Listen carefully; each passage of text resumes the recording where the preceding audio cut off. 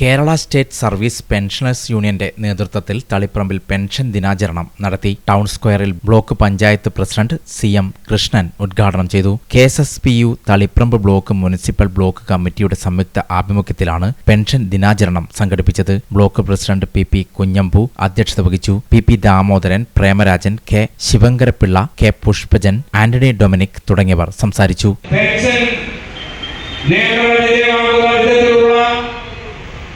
അതിനെ വെല്ലുവിളിക്കപ്പെടുന്ന, അതിനെ ആശങ്കയിലാഴ്ത്തുന്ന, അതിനെ നാശോന്മുഖമാക്കുന്ന വിധത്തിലുള്ള ഒരു നിയമം, PF നിയമം നമ്മുടെ